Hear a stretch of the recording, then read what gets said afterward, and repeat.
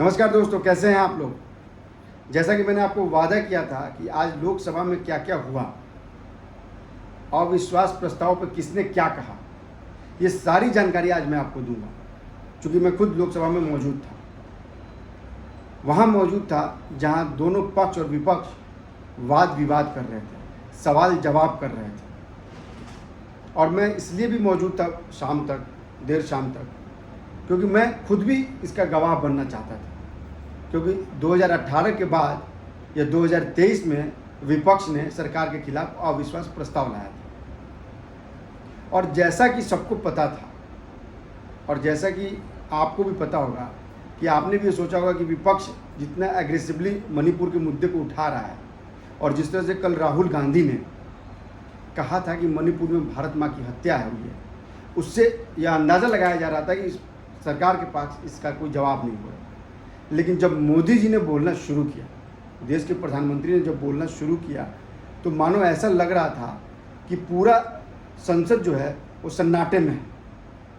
King कर्तव्य विमूढ़ होकर जिस तरह से विपक्ष सुन रहा था, वैसे हम पत्रकार भी वहाँ बैठ के उनकी बातें को सुन रहे थे। जिस अंदाज में मोदी ने आज कांग्रेस को आड़े हाथ लिया, वो ऐतिहासिक था। जिस अंदाज में मोदी ने संसद में कांग्रेस का नो कॉन्फिडेंस का नारा लगवाया, वो इतिहास में दर्ज हो गया। ऐतिहासिक भाषण था मोदी का आज। हमें तो सौभाग्य प्राप्त है कि हम लोकसभा में बैठे थे एक पत्रकार होने की वजह से, लिहाजा मैं भी इसका पूरा गवाह बना। आपको आज सिलसिलेवार ढंग से मैं बता रहा हूँ कि वहाँ क्या क्या हुआ। सबसे पहले जब मोदी ने बम्बार्डिंग शुरू की विपक्ष पर, बम्बार्डिंग इसलिए मैं कह रहा हूँ क्योंकि कल राहुल गांधी ने कहा था कि वो गोला तीव्र गति का नहीं छोड़ेंगे, तो उससे ज़्यादा तीव्र गति से, और जो बॉडी लैंग्वेज थी मोदी की, वो काफ़ी शांत, शालीन और बिल्कुल सेंसिटिव वे में, संजीदा मायने में उन्होंने जवाब दिया कांग्रेस को, विपक्ष को, इंडिया को, INDIA को भरपूर जवाब दिया। सबसे पहले देखिए, मैंने कुछ पॉइंट नोट की थी वहाँ, उसके बारे में आपको बताता हूँ कि प्रधानमंत्री ने करीब 132 मिनट लगातार बोला वहाँ। आप समझिए, 132 मिनट लगातार प्रधानमंत्री ने जवाब दिया। क्या क्या जवाब था, क्या क्या पॉइंटर वाइज मैंने नोट किया वहाँ। लेकिन उससे पहले मैं आपको बता दूं कि दरअसल जब वोटिंग की बारी आई, अविश्वास प्रस्ताव की जब बारी आई, इसमें वोटिंग की बारी आई, तो पूरा विपक्ष नदारद था। ध्वनि मत से सरकार ने अविश्वास प्रस्ताव को, उस पर जीत हासिल की। सोचिए, कांग्रेस की मंशा थी कि सिर्फ अविश्वास प्रस्ताव, मतलब अविश्वास प्रस्ताव को भी माखौल उड़ाया गया। आप समझिए, आप अविश्वास प्रस्ताव सरकार के खिलाफ लाते हैं और आप वोटिंग में नदारत रहते हैं। जिस समय प्रधानमंत्री भाषण देते हैं, जिस समय प्रधानमंत्री जवाब देते हैं सदन में, आपके सवालों का जवाब देते हैं, आपके प्रबुद्ध नेता, आपके प्रखर नेता, जो मणिपुर में जाके जिन्होंने दावा किया था कि वो पीड़ितों से मिले हैं, शरणार्थी कैंप में गए थे, वो जवाब सुनने के लिए संसद में, लोकसभा में उपस्थित नहीं थे।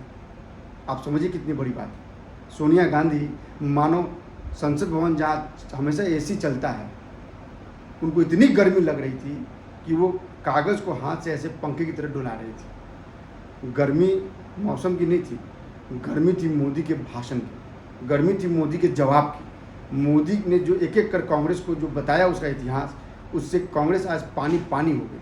आज मैं भी आपको 1 by 1 पॉइंट बता रहा हूँ कि कैसे प्रधानमंत्री नरेंद्र मोदी ने विपक्ष का पर्दाफाश कर दिया, उसके मंसूबों पर पानी फेर दिया। आप जरा 1 by 1 सुनिए, मैंने नोट किया इसमें। सबसे पहले उन्होंने राज्यभर जो है वो गिनवाना शुरू किया कि कांग्रेस ने अपने शासनकाल में कहाँ कहाँ से कांग्रेस जो है वो साफ हो गई। उन्होंने सबसे पहले गिनवाया और उन्होंने एक नारा लगवाया पूरे सदन में, कांग्रेस नो कॉन्फिडेंस।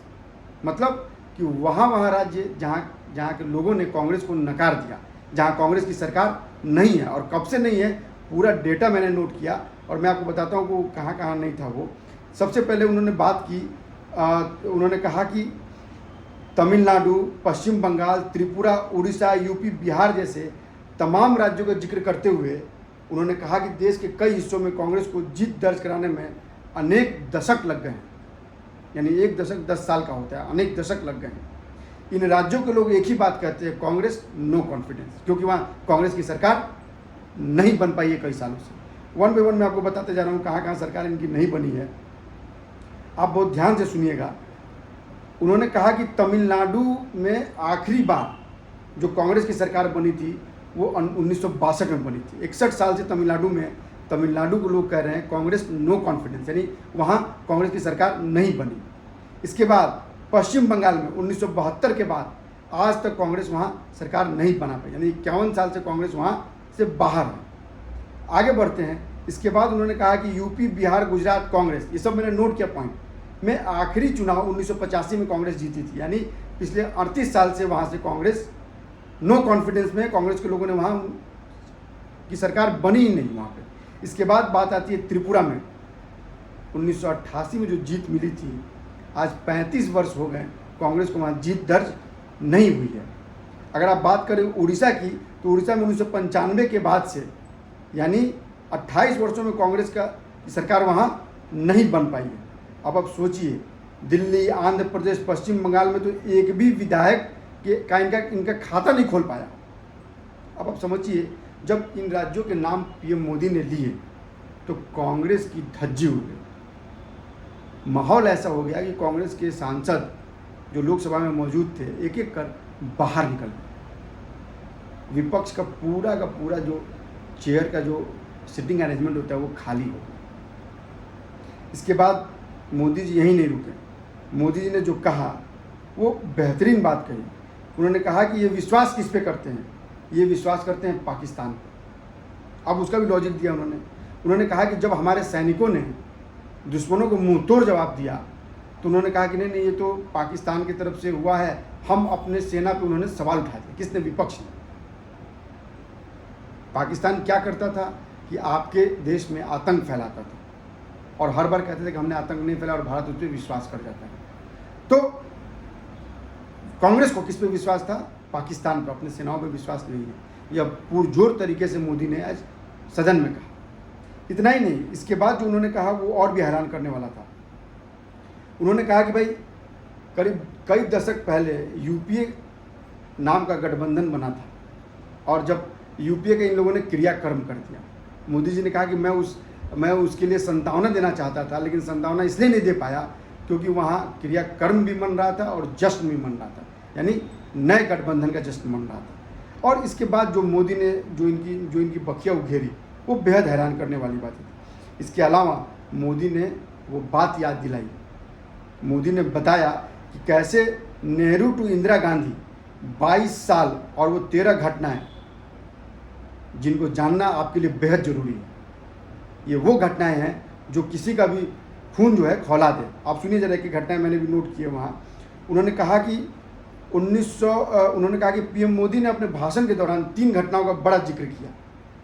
इसमें 1962 के चीन युद्ध के साथ ही 1966 में एयरफोर्स के जरिए नागालैंड पर हमले करने की बात भी उन्होंने बताई।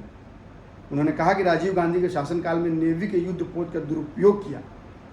पीएम मोदी ने 1962 से लेकर 1984 के बीच 22 साल के दौरान की 3 घटनाओं का जिक्र कर कांग्रेस के दिग्गजों को सुला दिया, मजबूर कर दिया कि वो सदन छोड़कर भागें। उन्होंने कहा कि 5 मार्च 1966 को कांग्रेस ने अपनी वायुसेना से मिजोरम में असहाय नागरिकों पर हमला कराया। कांग्रेस को इसका जवाब देना चाहिए। वाकई कांग्रेस को इसका जवाब देना चाहिए कि क्या किसी राज्य, किसी अन्य देश की वायुसेना थी वहाँ? किसने हमला किया था? क्या किसी अन्य देश की वायुसेना ना के उस पर हमला किया था? मोदी ने ये सवाल पूछा, देश के सामने कांग्रेस ने सवाल पूछा, और कांग्रेस को इस पर जवाब देना भी चाहिए। मिजोरम आज भी उस भयानक दिन को शोक की तरह मनाता है। उन्होंने कभी लोगों को सांत्वना देने की कोशिश नहीं की। कांग्रेस ने इस घटना को देश के लोगों से छिपाया था। जब श्रीमती गांधी यानी इंदिरा गांधी देश की प्रधानमंत्री थी, पीएम मोदी ने दूसरी घटना का जिक्र किया 1962 की। इस समय को खौफनाक रेडियो प्रसारण आज भी लोगों के मन में सूल की तरह चुभते हैं। नॉर्थ ईस्ट के लोग तो इसको भूल ही नहीं पाए। पीएम नेहरू ने देश के ऊपर चाइना का हमला हुआ था और उस समय आसाम को कहा था कि वो अपने भाग्य के भरोसे रहे।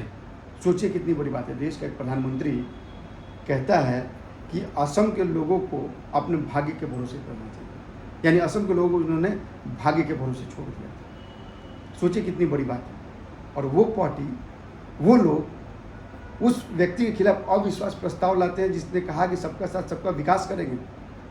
उन्होंने मणिपुर में हुई घटनाओं का भी बहुत जिक्र किया, उन्होंने इम्फाल में हुई घटनाओं का जिक्र किया। उन्होंने बताया कि कैसे नॉर्थ ईस्ट में सरकारी अधिकारी उग्रवादियों को अपने सैलरी का एक हिस्सा देते थे अपनी नौकरी बचाने के लिए, अपने आप वहाँ नौकरी करने के लिए। सोचिए कितनी दुर्दांत स्थिति थी नॉर्थ ईस्ट में। आज नॉर्थ ईस्ट शांत है, बड़े बड़े अधिकारी वहाँ अपनी नौकरी आराम से कर रहे हैं। और आप कह रहे हैं कि भारत माता की हत्या हो गई। कैसे भारत माता की हत्या हो गई? पीएम मोदी ने कहा कि जब कुछ उग्रवादी संगठनों की इच्छा के अनुरूप होता था तब मणिपुर में किसकी सरकार थी? उस समय कांग्रेस की सरकार थी। सरकारी कार्यालय में, सुनिएगा बहुत ध्यान से, सरकारी कार्यालय में महात्मा गांधी की मूर्ति नहीं लगाई जाती थी, महात्मा गांधी की तस्वीर नहीं लगाई जाती थी, उसकी अनुमति नहीं थी, राष्ट्रगान की अनुमति नहीं थी मणिपुर में। यह उस समय किसकी सरकार थी? कांग्रेस की सरकार थी। सोचिए आज वो कांग्रेस अविश्वास प्रस्ताव लाती है। उस कांग्रेस के बड़े नेता यह कहते हैं कि मणिपुर में भारत माँ की हत्या हो गई। अरे भाई, आप अविश्वास प्रस्ताव लाइए, ठीक है, अगर सरकार में अविश्वास है तो उसको घेरिए, सवाल पूछिए, लेकिन आप इतने कड़े शब्दों का इस्तेमाल, भारत माँ की हत्या हो गई। क्या आप देश में जब पहले दंगे हुए थे, क्या उस समय भारत माता की हत्या हुई थी? क्या दंगा होने की वजह से हम ये कहेंगे भारत माता की हत्या हो गई? अगर आप में दम था तो आपने आज मोदी के सवाल, जो आपने सवाल पूछे, जब मोदी ने जवाब दिया था, आपने सुना क्यों नहीं? क्यों आप संसद से भाग के निकल गए? क्यों नहीं आपने वोटिंग की? मोदी ने कहा कि 2029 के लिए तैयारी कर लीजिए, आप 2028 में आप इसी तरह अविश्वास प्रस्ताव लाइए, लेकिन उन्होंने कहा कि तैयारी करके लाइए। खैर, संसद का सत्र तो खत्म है, कल आखिरी दिन होगा संसद का सत्र 11 अगस्त को। लेकिन इतना तो तय है कि मोदी ने जिस तरह जवाब दिया और जिस तरह अपने विकास के कामों को गिनाया, वो वाकई उसने कांग्रेस को निरुत्तर कर दिया। कांग्रेस के पास कोई जवाब नहीं था। हम लगातार आपको अपनी खबरों से अपडेट कराते रहेंगे, ऐसी ही खबरें आपको बताएंगे, इनसाइड स्टोरी आपको बताते रहेंगे। आप हमारे वीडियो को लाइक, सब्सक्राइब और शेयर जरूर कीजिए और अपने कमेंट्स भी जरूर डालिए। नमस्कार।